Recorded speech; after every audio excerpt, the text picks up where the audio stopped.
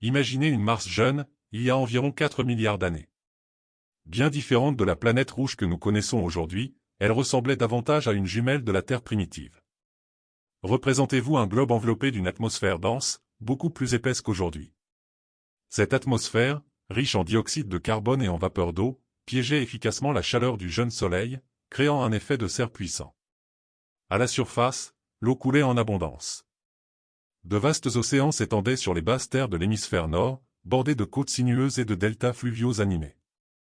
Des rivières sinueuses creusaient des vallées à travers les continents, alimentant des lacs et des mers intérieures.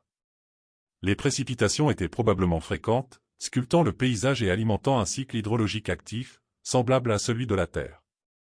Les images de Curiosity, même si elles montrent un paysage asséché, portent l'empreinte indélébile de cette époque aquatique. Les lits de rivières fossilisés, les minéraux hydratés et les structures sédimentaires témoignent de cet environnement autrefois humide. Cette Mars primitive n'était pas statique.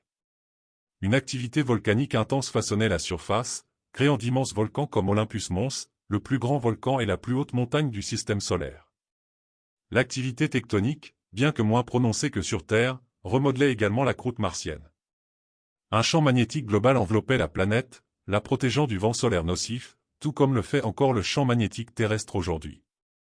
Dans cet environnement potentiellement accueillant, les ingrédients de base de la vie étaient présents, de l'eau liquide, des molécules organiques et une source d'énergie, le Soleil et potentiellement l'activité géothermique.